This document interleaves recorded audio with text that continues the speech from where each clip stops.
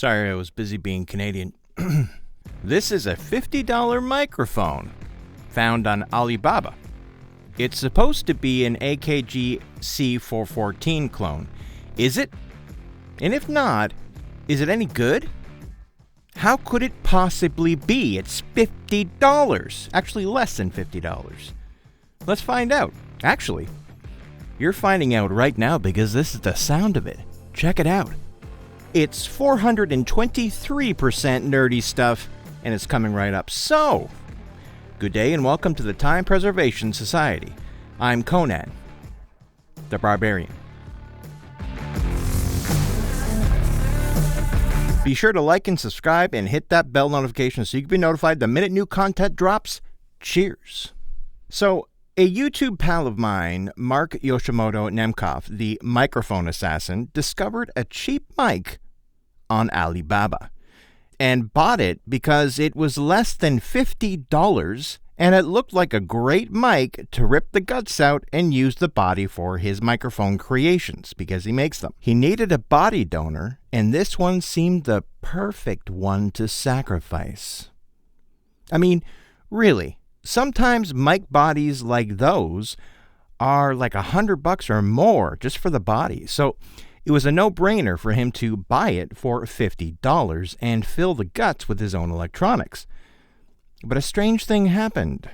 He plugged it in to check out how bad the mic was, only to find that it's actually quite good. I mean, listen to this thing. Mark did a video on it, which you can watch right here. And as usual, I watch all his videos. I was watching that day.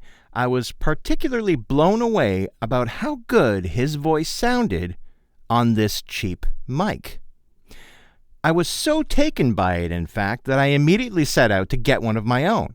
I contacted the company, and just about a week later, I had it in my possession, this one right here. The company that makes this mic is called Bai Fei Li. Bai Fei Li. And the model is called BF414. But does it sound like an AKG C-414? Let's find out the only way that I can with what I have available to me right here. I would do a company history, but I have found none. And my attempt to talk to Bai Fei Li was fruitless due to an extreme language barrier. And that happened yesterday, which incidentally was Renfield and the Last Kingdom, 7 Kings Must Die ago. So let's have a look at it. Well, it sure resembles a 414 in many ways. It's a nice-looking mic. It's similar to the AKG version of the body shape and colors, but on the front, the logo is that of Bai Fei Li in a strangely Neumann-shaped design. It's a small but heavy mic. That logo choice. It awakens fascination from within. I mean, from a distance, it looks like a Neumann logo on an AKG mic. It's weird. There are no other switches on the front of the mic, which is a major difference from the real 414, since the real one has all kinds of polar pattern options. This is just a standard cardioid pickup pattern. The all-metal grille is gold, and the body is black. On the backside, the grille is black, and the C-414 reference recording microphone is printed on it. It takes an XLR cable and requires phantom power to operate, as any large diaphragm condenser would. In the box comes an XLR cable and a bespoke shock mount that actually looks pretty cool, but is wicked cheap, and I expect it to break momentarily. I mean, this thing will eventually break yesterday. The specifics say that it has a frequency range of 40 Hz to 16 kHz. That's a bit narrow. Is that accurate? It's not. I tested it out a little bit when I recorded on it. It has a pretty full 40 to 20 frequency range. At least it was lighting up my Pro Q3 across almost the entire spectrum on an acoustic guitar. But while lower than 40 was almost non-existent, how much acoustic guitar is actually under 40 Hz? So I didn't do a proper test, so don't take my word for it. But even still, the high end was quite there. It also says that it's got a maximum sound pressure level of 126 decibels, which is almost the same as a Neumann U87AI, and self-noise of 18 dBA. It doesn't seem that noisy. I'd call it maybe 13 dBA or even less. Very, It weighs 365 grams, which is less than a pound, but not by much. It's actually quite heavy for its size. I don't even know what it's made out of. Cast iron? I don't know. It's heavy. It measures... Oh, hold on a sec. Let me just find my trusty old measuring tape here. You know, this measuring tape was manufactured sometime in the 80s by a scientist named Harry Dalton. I picked it up at Dante's Peak in 97. Anyway, it measures 6.5 inches from the top of the mic to the tip of the XLR stem, less than 2 inches wide and 1.5 inches thick. This mic has no business sounding this good. At least it sounds this good on spoken word. But does it? Are Mark and I taking crazy pills? And by Mark and I mean Mark. Is Mark taking crazy pills? I don't even know. It's not flat. It's got its own character. Almost a vintage mic saturation compression thing going on, you know? What do you think? How does it sound to you? I mean, this is... Just remember, when Mark bought it, it was like $40. It's now $48 US. Think about this. Could it actually sound good on an acoustic guitar or for singing? I'm actually impressed. I can't see this being my first choice for instrument miking, but for voiceover or podcast use, this could be a secret, cheap-ass weapon. Maybe they don't know what they have. Mark said the capsule looks like a KK-12, which are highly regarded in the mic builder community. And it looks like a circuit board of an AKG C-414, or at least that's what's printed on it. Once again, I tried asking Bai Fei Li about this, and they just kept telling me it's 25 millimeters.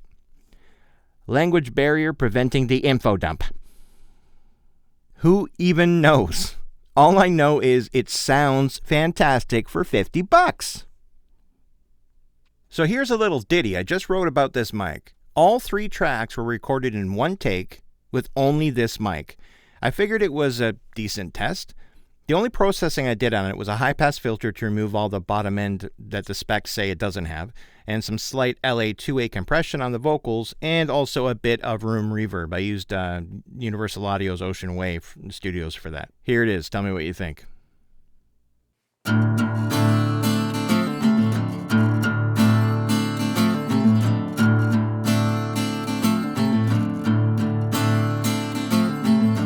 I heard a microphone and it sounded good. For $50 it sounds better than it should. A microphone for $50. A microphone. Who gives 2 ducks? But this sounds really good. No way is this cheap. But for $50 I'll take the chance. I'll surely take the leap. It's a cheap, good microphone.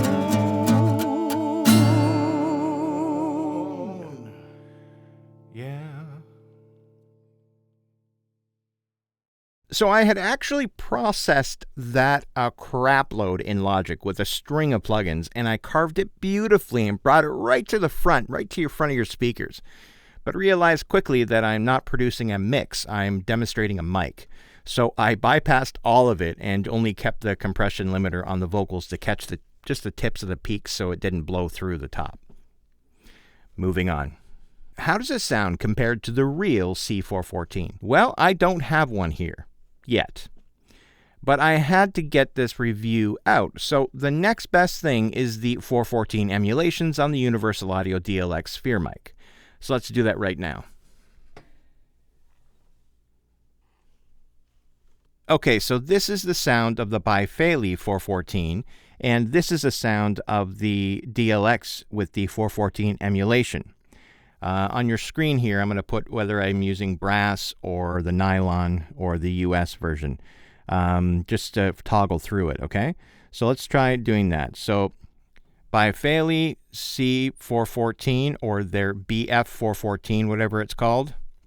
And now here is one of the 414s on the DLX. And then back to the Bai Fei Li C-414.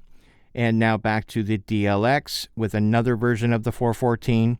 And now back to the Bai Fei Li with the 414. And then back to the DLX for the 414. So, did any of those sound similar? Did it nail it? Did it get close? I mean, I wish I had a real 414 to do this, but I don't. So this is what I got. This is what I'm doing. So there you go. Moving on. So there you have it. What's that? Right. It's time for analysis. I really do like this mic. I shouldn't, but I do. It's not totally amazing when compared to extremely high-priced mics like the DLX, but it's impressive for $50. It's better than many $400 mics. Actually, it's better than many $500-$600 mics. I'll tell you that much. So just for that, it gets the seal of approval from me. It did pretty good on guitar. It did have a ton of muddy low end, hence the high pass that I threw on it just because, come on, like I just had to do that. On vocals, it was good too. The sibilance wasn't a huge problem like I thought it would be. I mean, cheap mics, usually the sibilance, all sibilance. But listen, I'm not even using a DS or nothing. This is just, this is the mic. Impress balls. I sang about 8 inches from the mic when I did that song, and I feel like it shines best when you're right up on the mic like this, as opposed to further away like this. So, pop screen the Shart out of it. I'm actually not pop screening right now because I don't think the camera can detect my face with this here to keep me in focus. So I'm trying to not plosive it. So if I've plosived you to death with this, then really sorry. I'm trying to direct my air across here and stand it right on it. You know what I'm talking about? Because this is what it sounds like when you're right on it. I mean, listen to that. Listen to this. It sounds like a lot more expensive. This is a voiceover mic, for sure. What else can I say? That it could be used as a potentially dangerous projectile? I suppose. You can get your very own Bai Fei Li C-414 mic on Alibaba. It's a long link, so I'll post it in the description below.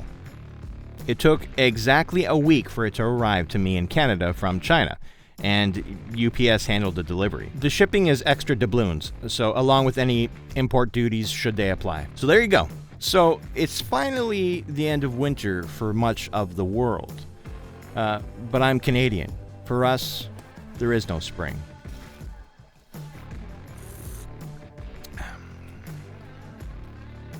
Bye now. End transmission. No, on the hand. Do it to the coffee.